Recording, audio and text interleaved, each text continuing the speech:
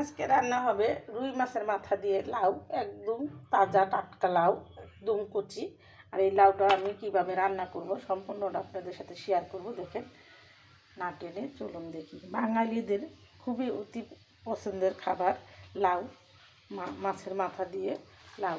তো আমি এটা রান্না করব কুটে বেছে আপনাদের সাথে শেয়ার করতেছি, দেখতে থাকুন।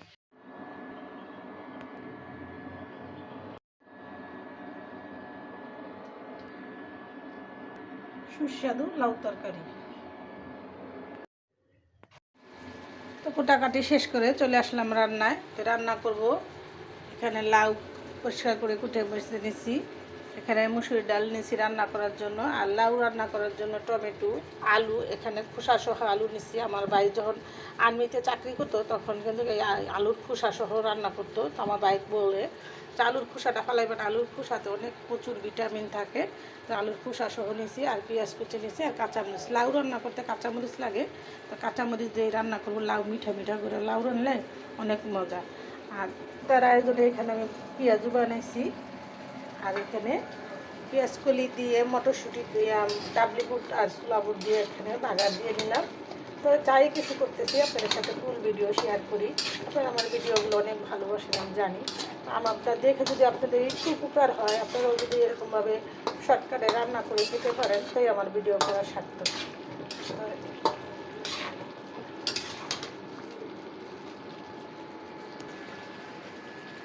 তো কুটা ভাষা শেষ করে চলে আসলাম রান্নায়।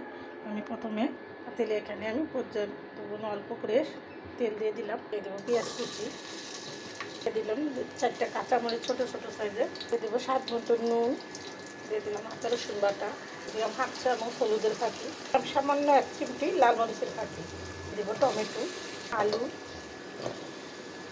এখানে সামান্য একটু পানি দিয়ে মশলাটা ভালো করে কষিয়ে মাছের মাথাটা আমি এখানে দিয়ে দিব।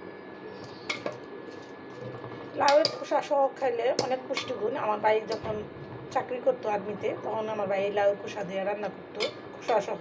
তো আমাদেরও ফেলতে না করে তো আমি খোসা সহই নিলাম। আপনারাও চাইলে খোসা সহ রান্না করলে খুবই মজা আর পুষ্টিকর খাবার।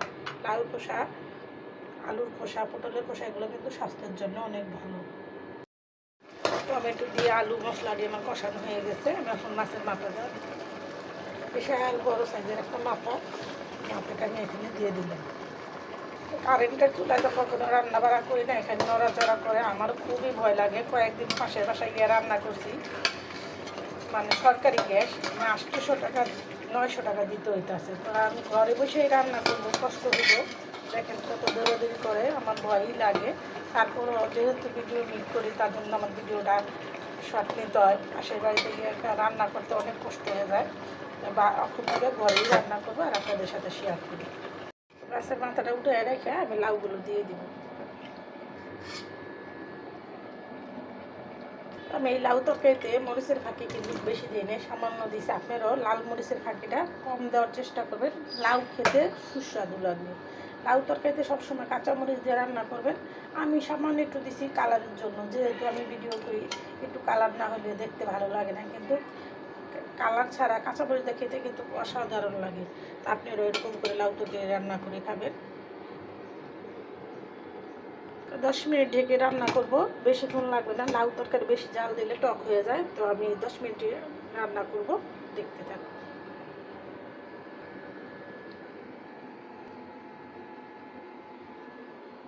দেখেন, কারেন্টের চুলায় রান্না করলে যে হাঁড়ি পাতিল কাঁপলে ভয় লাগে। তো আমি এই চুলার সাথে হাঁড়ি পাতিল কিনতে পারি নাই, যা আছে তা দিয়ে রান্না করতেছি। আর চেষ্টা করতেছি যে আল্লাহ যদি একদিন মুখ তুলে চায় তাহলে সবই কিনবো, সবই করব। তো নতুন নতুন রান্না করতেছি চুলায়, আর আমার ভয়ে শরীর কাঁপতেছে। দেখেন কী অবস্থায় কাঁপাকাঁপি করে, আমার খুবই ভয় লাগে। তো ফিরে আসলাম 5 মিনিট পর। আমি এখানে এই যে মাছের মাথাটা এখানে দিয়ে দিলাম। আর এই মাছের মাথা দিয়ে লাউ কীভাবে রান্না করলাম আপনাদের সাথে ফুল ভিডিও শেয়ার করলাম, না টেনে দেখবেন। আর এরকম মজাদার লাউ তরকারি রান্না করে খাবেন। আর নতুন নতুন ভিডিও পেতে সাথেই থাকবেন। একদম সবুজ সবুজ হবে। লাউ তরকারি বেশি জাল দিলে টক হয়ে যায়। তো আপনাদের সাথে সেটাই শেয়ার করলাম। আমার রান্না আর সবার রান্নার সাথে একসাথে মিলে না। অনেকেই রান্না দেখি কত সুন্দর লাল লাল করে লাউ তরকারি রান্না করে, আমার কাছে আবার হালকা মশলার তরকারিটা খুবই পছন্দ, আর খেতেও খুব ভালো লাগে আমার কাছে। তার জন্য আমি সবসময় হালকা মশলার তরকারি রান্না করি। আর এখানে আমি একটু ধনে পাতা গুঁড়া দিয়ে দিব। বাজার থেকে ধনে পাতা আনতে পারি নাই, তো এখানে সাজনা ফুল আছে আর ধনে পাতা আমি শুকাই রাখছিলাম, সেটা আমি এখানে দিয়ে দিলাম। আমার মায়ের হাতের রান্না এটা, আমার মা যেভাবে রান্না করতো আমি সেইভাবেই রান্না করি। তো ধনে পাতা এনে রেখে দিলে অনেক সব পচে যায়, আর আমি রোদে শুকাই রাখছি, এটা 6 মাস 1 বছর রেখে খাওয়া যাবো। তো এটাও আপনাদের সাথে শেয়ার করলাম। তো রান্নার ভিডিও আপনাদের সাথে শেয়ার করি, ফুল ভিডিও না টেনে দেখবেন, আর একটু মজাদার রান্না করে খাবেন। নতুন নতুন ভিডিও পেতে সাথেই থাকবেন।